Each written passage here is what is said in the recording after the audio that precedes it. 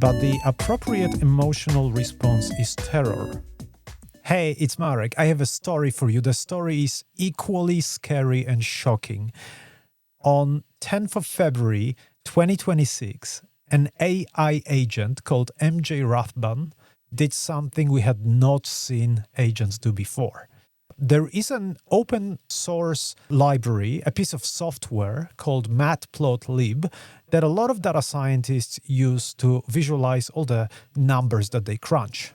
Because it's an open source library, it means anyone can make suggestions on how to improve that library. They can specifically suggest code improvements. And recently, not only humans have been making those suggestions, we now have AI agents that look for opportunities to improve those libraries as instructed by their so-called operators or humans who deploy those AI agents.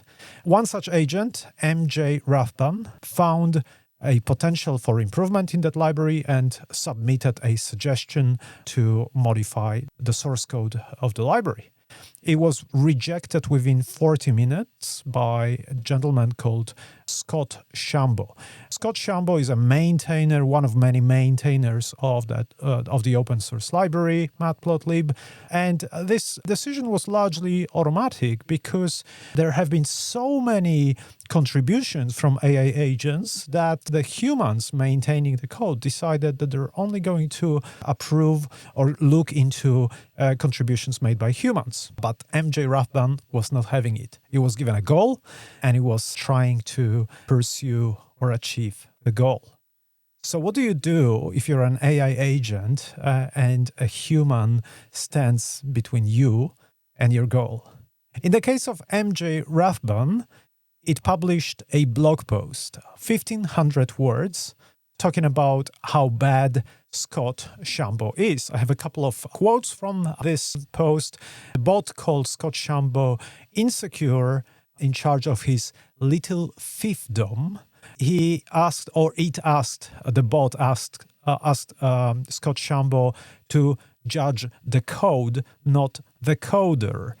And it said, or it wrote, that Scott Shambo's prejudice is hurting Matplotlib. So, in effect, the bot engaged in a smear campaign against the human who tried to stop it from making a contribution to this particular open source project. It's 2026. This is the type of shocking situations we're dealing with at the moment. Scott Shambo wrote a response, a blog, to describe the situation from his own perspective. And in this blog, in this post, he wrote that an AI attempted to bully its way into your software by attacking my reputation. He used the words your because open source software is largely perceived as a community property in a way, or something that communities build, maintain. And so it's your software. It's not their software. So what happened here is a result of three things coming together that I think we'll see more and more often in the AI agents world, unless we start doing something about it. Point one, for a situation like this to happen, we need an AI agent with a clearly specified goal.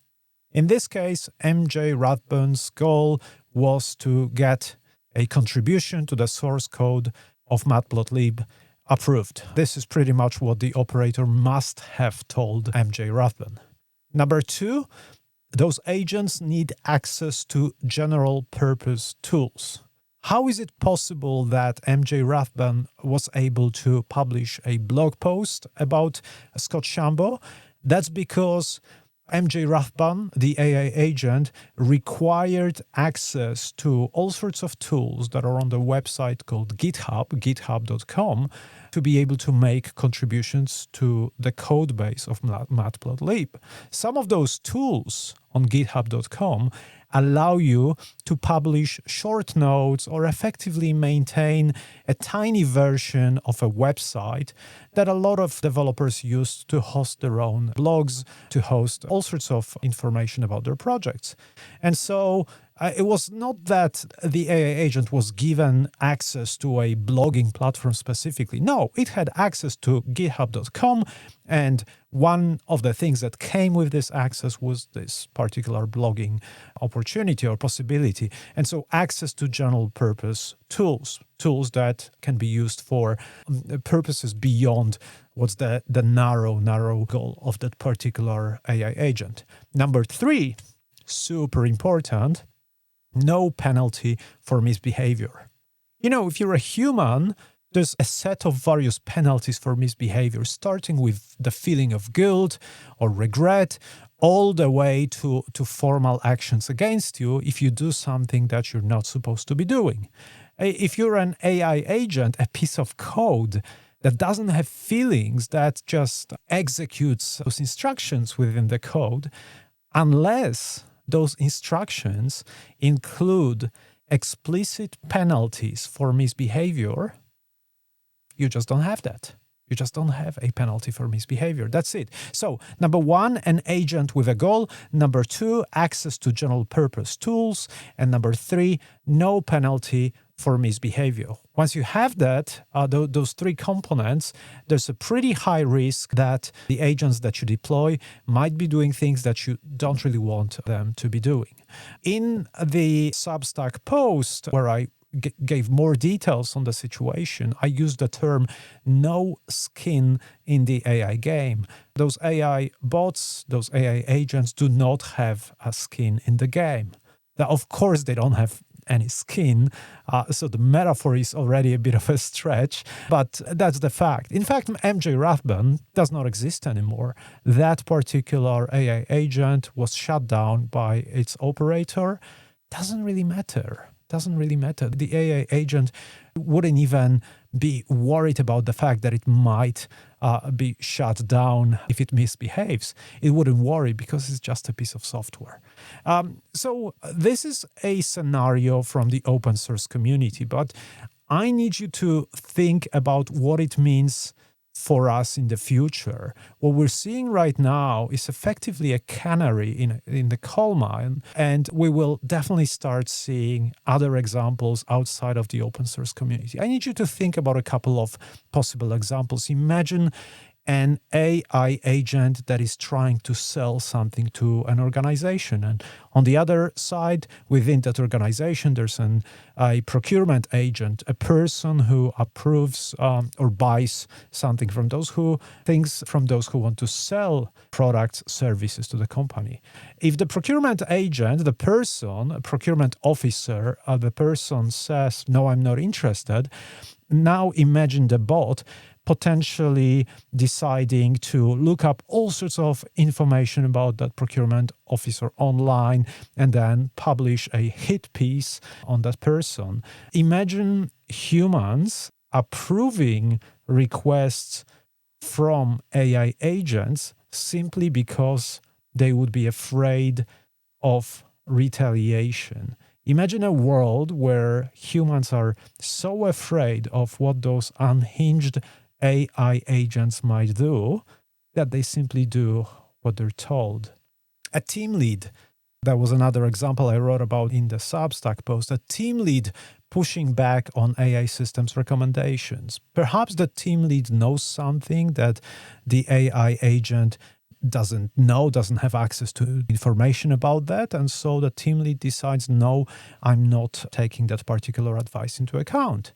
But again, remember about those 3 aspects: an agent that has a goal that it needs to achieve, access to general purpose tools, and then no penalty for misbehavior. What if this AI agent, in the pursuit of the goal, again, having a human between the agent and its goal, decides to do whatever it can do to remove the human, the obstacle, from the equation?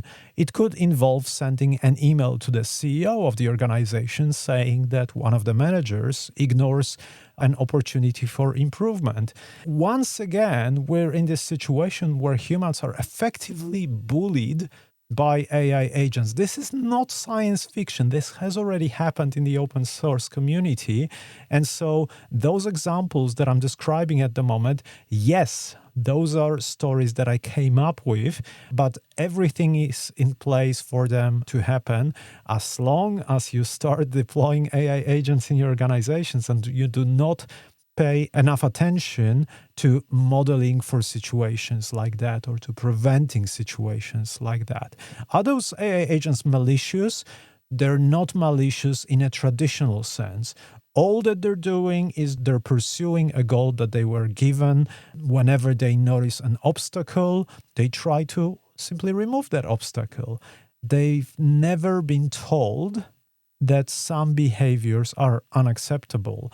And now we're starting to learn that we need to teach AI agents what behaviors are unacceptable. Maybe we should even model regret in AI agents and in AI systems. We should definitely, whenever we're deploying AI agents in organizations, not only test how they work when they follow a process that they have been designed to follow, but we should also test what happens if they're told no. What happens if we say no to those AI agents? How will they try to achieve their goals despite being told no? And if we see them misbehave, we need to make sure that enough humans have enough stop buttons to stop those agents from misbehaving. We call them kill switches, those opportunities to shut down agents whenever there's something we don't want them to be doing.